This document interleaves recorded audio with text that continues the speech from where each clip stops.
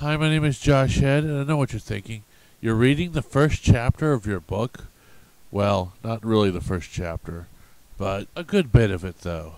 I guess that's about it. My book is truly dual saga, about cheating the fates, and it's a sci fantasy.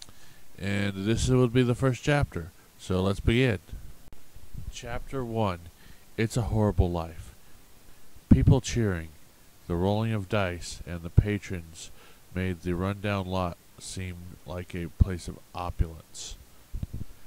The enthusiastic patrons, those of whom either had low income or not enough money on them to buy their way out of stricken poverty, showed little regard regarding their struggle. It was not a commonplace for high rollers, but it happened every now and then that someone would stop by and gamble their life savings, which wasn't much, but this was made the difference in what was considered high risk. This was a place to find the broke giving in and finding out they might have a chance to have meals for the week. The floor was dirty and the tent that housed such laughter was crafted of flimsy material at best, but the accommodations were sought nonetheless. Not only was this a venue for gambling, but a place of many fortunes told. It was common to find several games to indicate what was in store for one's life. Everything from marriages to deaths were foretold by mere game of chance. Chances are, in a place like this, one might become a king in his own mind and feast off the joys of life. Life was good when one had low expectations, and life was fair when one didn't expect things to be easy, but it was free because to those people dying was not. And so life to the patrons of the Destiny Revelry Church of the F8 was full of the graces of the so-called fates. Whatever the place it was not the place to find a war hero, and yet there she was, in the midst of the action, a red-eyed black girl with a ponytail down to her knees. The war hero in question had been a frequent guest of the Game Master, and frequently came to sit among many church functions. But she wasn't sure she was one of the crowd who sought such distraction from life's many grievances and pains. She was an outsider to the people of this congregation, so much so that they commonly referred to her as the Shiny One. This was mainly because she was often clad in white military armor and an expensive white communication device over her eye and ear. She also had a sword laying next to her that most people in this place knew to respect. Not only did they respect the sword, but they liked the girl. She was one with the moment, and loved every minute of the sights and sounds around her. The relationship between the people of the church and the girl was never a dull one. And interestingly enough, not one you'd expect for an outsider agnostic to be fruitful. To say she stood out in such a dirty place would be an understatement. To say she didn't fit in would be an overassessment. It was like all things in life. You weighed your choices and you went with what you felt was most right. This was the way to live happily. At least, that was what she thought in the beginning. But someone once told the girl, "Your dealt the cards life hands you, but if you don't like your hand, then don't play it. You'll never win until you play the cards you want your opponent to think you have." This didn't make sense at the time to the young black girl, though, but she nonetheless moved a small green crystal to a new place on the board that was telling her fortune. Guess I'll have to thank that person for the many blessings that come from such an interesting rule to live by, she thought to herself. As she pondered, several old men who surrounded the table stared at the game that spanned before them. They were surprised by her abilities in such interesting play style, but they were determined to change their luck and see the game end in their favor. One man, sitting at the end of the table, smoking a pipe, glared back at the red-eyed girl, who was now yawning. This didn't faze the old man. He himself played such head games with his opponents. As the old man smoked, he seemed confused about the play that was just made. He looked at the board and then at the girl. Then he blew a puff of smoke towards the relaxed opposition. The smoke was the only thing that seemed to bother the girl, who had a smile on her face that most people surmised hid something more devious, but nor was the old man fazed by this. It was the more than interesting development that he might lose for once. Your move, she said a second time, as she glanced at the man sitting across from her. The man looked at the board with worry as he contemplated the future that was showing itself to be true. He had done this fortune-telling game many times with many different people, but the person across from him seemed to be overly confident in her recent moves. In fact, it was as if she was being completely deceptive and was simply luring pieces out into the open. It was as if she read his mind. Perplexing, he commented while moving a red stone to the center of the board and then rolling the dice. It's hard to tell if this is a play to lure me in, or is this just a foolish youth looking me right in the face? He thought. Odd play, very perplexing indeed. On one hand, you put into the time stream a warrior. On the other hand, to say the peace stone. To say that you'll get away with this is a very hard thing to do. The old man spoke unhurriedly. He moved several of the stones into different positions as the board itself began to glow. He looked down to see what had become of the board. Guess your fate is even hard to determine. But only one thing is sure, he continued. There is a fate blocking yours, and it comes from far away. The girl studied the stone the old man was pointing to and asked, "What is it?" They both looked at the red stone as it moved into the stream of light on the board and blocked it from reaching most of the pieces on the board.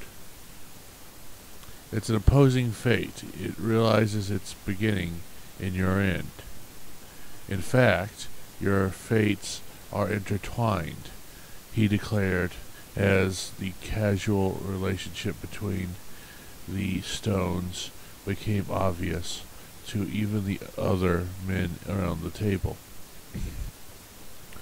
Not just that, but if you meet this person, one of you is sure to die. The facts are you should be very cautious of this person, and you should also fear this person. The girl smirked as she now looked closer at the board. Curious as to the actions happening in the game, she contemplated the colorful stones as they newly arranged themselves on the board. The game had shifted in what would seem like a slow manner to allow the game master to see the supposed destinies of so many people who would play. The people who came to this particular game master were interested in what the future had to reveal, and the man was good at what he did. It was said he could see the facets in the lives of the person playing as if he were reading tarot cards. But in a constantly changing universe of the fortune itself, he was exceedingly good at telling people what they must hear and only the truth. He wasn't like some game masters who held back details so they would get a tip. Life was too short to be stingy, and it was too short to play it safe, but this game was making the man with the white beard a bit nervous. The old man pushed back his glasses and looked at the girl, since she seemed not to be bothered by what he just said. He wasn't sure, but he had to ask a particularly dumb question. Are you so dead set on such a future that you'd risk ending your life as a result of achieving your goals? He finally posed. Well, I'm not sure I believe in any of this, but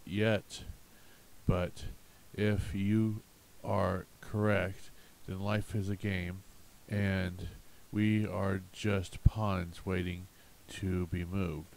But you see, I never wait for so-called fates to move me. I've never waited for life to open opportunities door for me.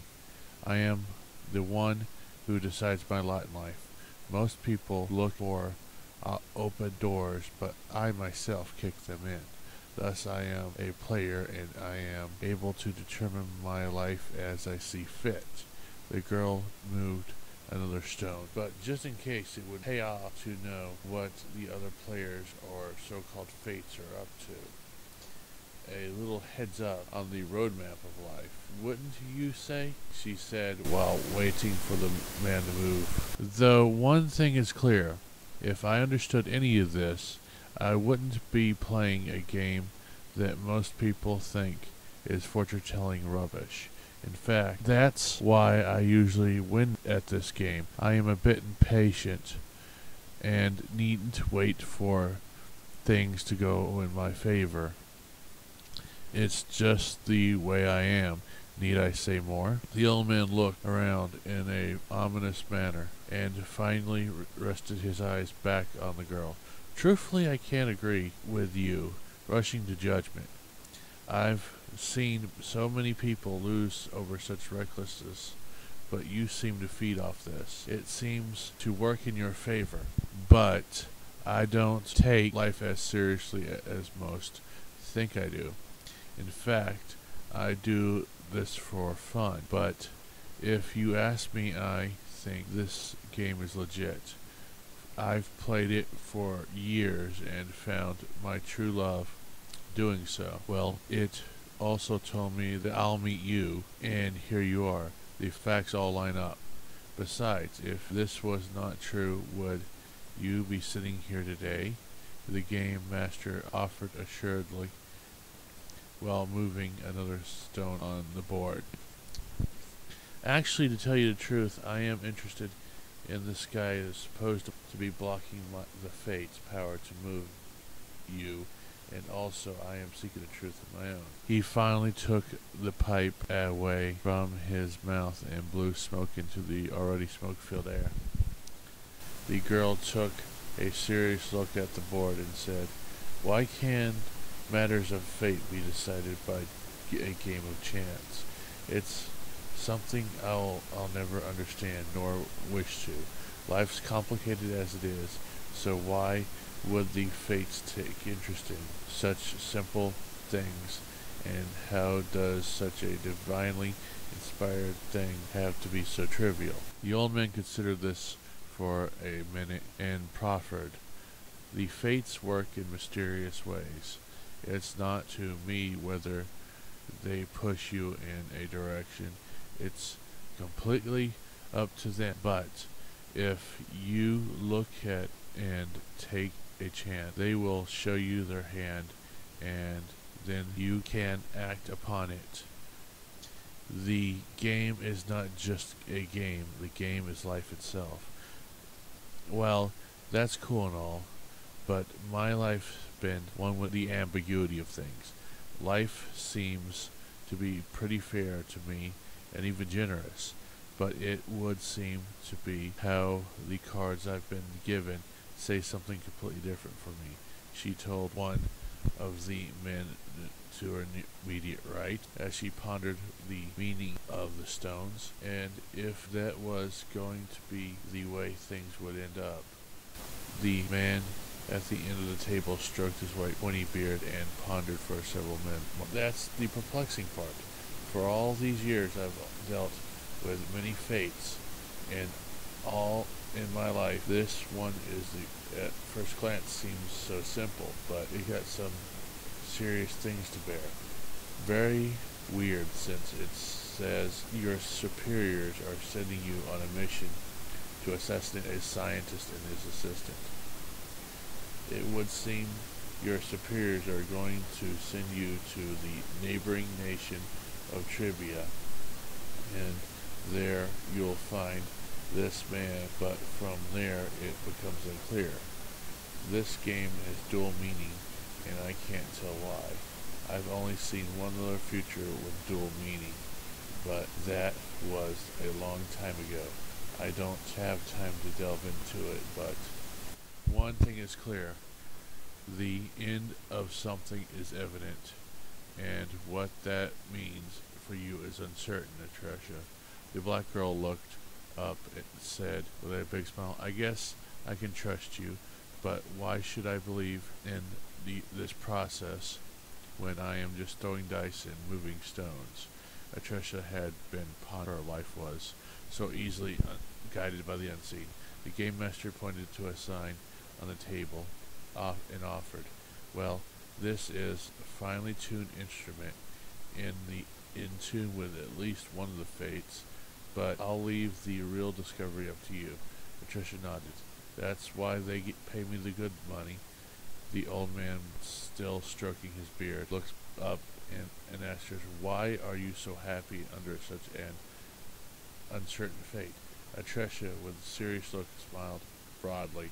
Well, you see, I've already lucked out with these things, or as one guy put it, according to my fate, I was dealt no cards at birth. Atresia rose from the table and tossed some money into the tip jar. Her smile worried the men, as every person at the table looked at Atresia. She'd claimed to be joking or very misinformed, but she just kept smiling.